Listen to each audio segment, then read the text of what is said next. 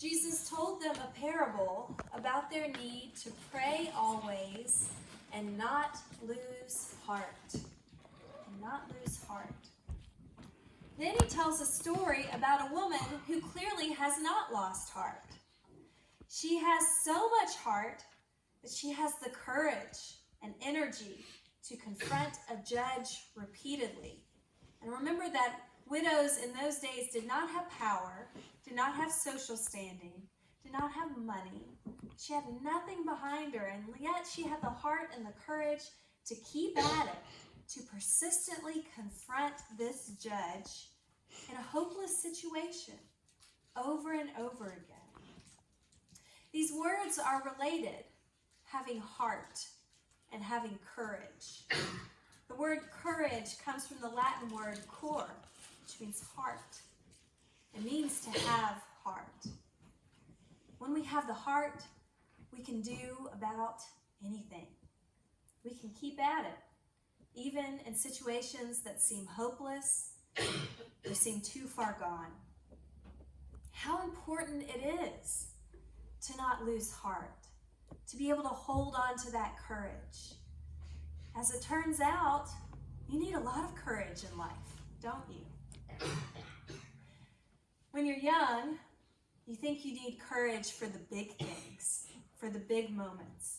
And most of us imagine ourselves in heroic situations someday. We all have our heroes that we want to be like them, and they're usually people with courage. We think about having courage when we stand up to a bully, or when we decide to be a whistleblower. We think about courage when we think of people who are brave enough to fight for our nation. We think about courage when we see stories of heroes. There was one that came up this week about a high school coach who was able to confront and disarm someone who would have been a school shooter, and it ended up in a hug. You see that courage in those big moments. But life teaches you, doesn't it, that courage is not just about big moments. It's required in the quieter moments as well. Moments that, even though they're quiet, are not any less significant. Courage is required to walk into a room full of strangers and start over. Courage is required to go to that follow-up appointment, no matter what you might hear.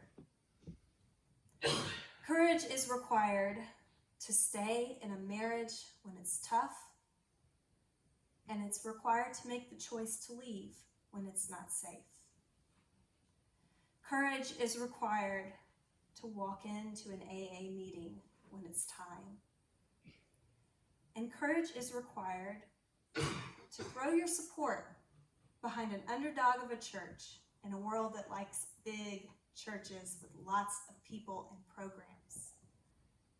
Courage is required in all sorts of situations that will never make the headlines. And that's just the regular stuff of life. That's just the normal stuff people walk through. We haven't even gotten yet to what it means to be persistent and have courage and have heart as a Christian, to confront injustice the way we promise we will in our baptismal vows, to decide to fight evil no matter how long it takes, the way we promise we will when we're baptized into the church. We know that courage is important, and it's important to not lose heart the way Jesus says. We understand why Jesus said, "Do not let your hearts be troubled." We need those hearts to be at their best, to be at their strongest. We understand why Jesus said, "Be on guard so that your hearts are not weighed down." We need to put our whole hearts into what we do. But yet, maybe there's a small voice in one or more of us that asks, what do we do if we already lost heart? What do we do if right now we don't have the heart? What do we do then? Asking for a friend, right? As the kids say. Well, here's the good news for today. as important as it is that we not lose heart, that we do everything we can to shore up and maintain the courage that's within us, this isn't like a video game where you see hearts on the screen, and as you lose lives, they sort of go away, and at the end of all the hearts are gone, game over. This isn't like that. It turns out that God can fix hearts. It turns out that God can restore our hearts, even when we've lost heart, even when we are discouraged and beaten down. Scripture tells us that God heals the brokenhearted and binds up their wounds. And remember the scripture we read at the beginning of the service from Jeremiah. Those people had no more hope left at all. And when they looked around, there was no reason to hope. And yet God spoke hope into their lives. He put the heart back in them. And he can do that for us too. He will do that for us too. We can have hope even in these darkest times, and we can have heart even when we've lost it if we put our trust in God. It's easy to lose heart if who we're looking to make everything right is ourselves, because we fall apart pretty easily. But if we look to God and put our trust in God, there is a never-ending well of hope to be found. 2 Corinthians chapter 4, verse 16. We've read it in just about every sermon this month. I guess it's our theme scripture, even though it hasn't been our preaching scripture for each month. But do you remember what it says? By this time, maybe you have it memorized.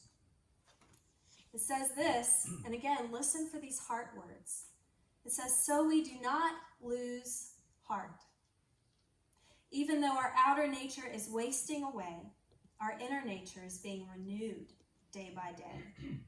For this slight momentary affliction is preparing us for an eternal weight of glory beyond all measure, because we look not at what can be seen, but at what cannot be seen. For what can be seen is temporary, but what cannot be seen is eternal." We don't look at the circumstances around us to find courage or to renew heart. We look to God, who is working in ways we cannot see. And we put our trust in the one who can renew our hearts, even when we have lost the heart to keep fighting.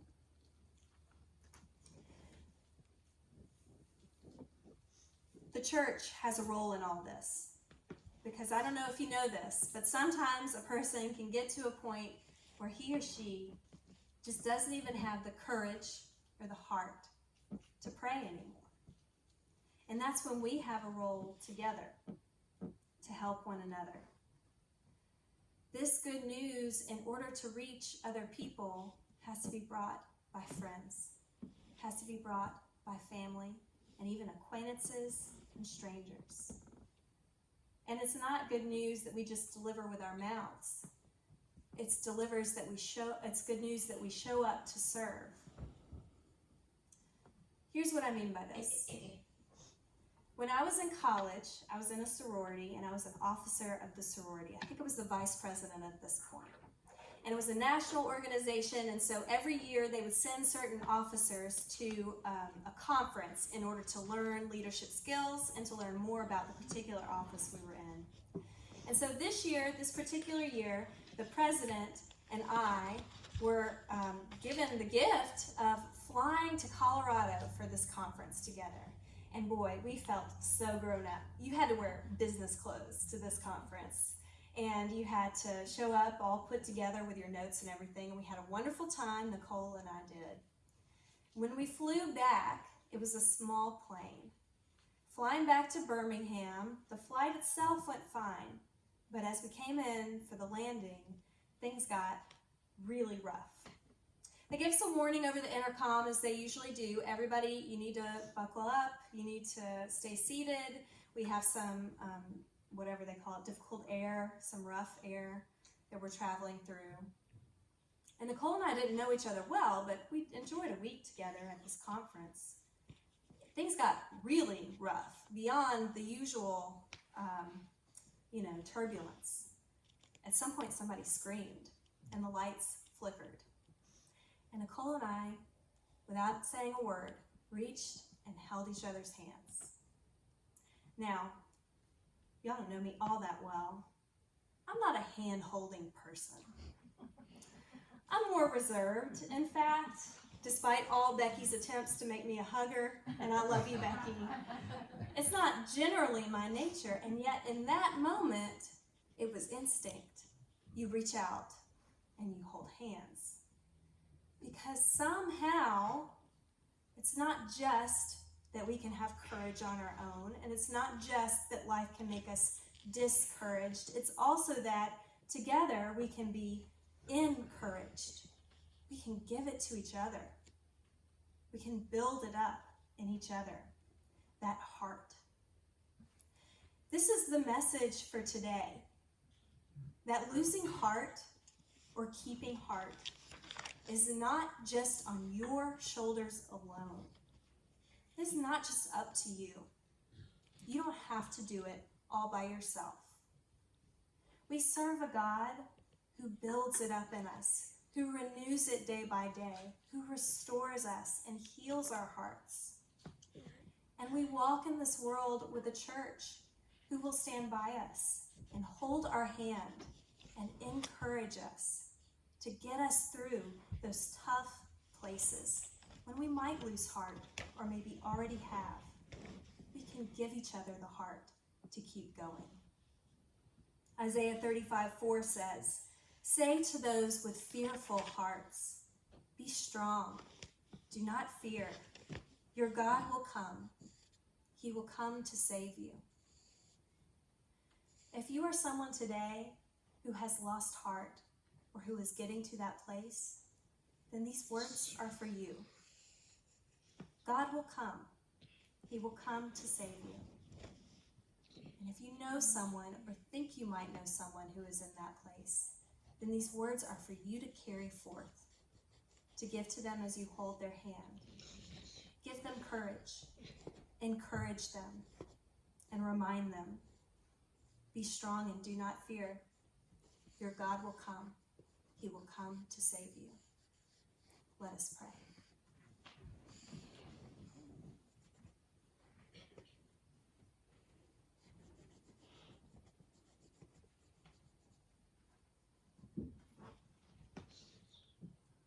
Dear God, our hearts are this most precious part of us. Deep inside of us,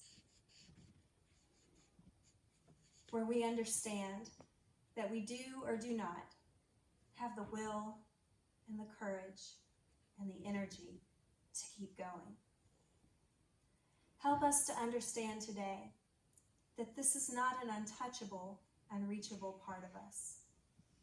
That you can reach in, can change us, can heal us, can restore us, and that we can reach out and encourage one another, build up the heart in each other so that we can be the church and the people you have called us to be. Amen.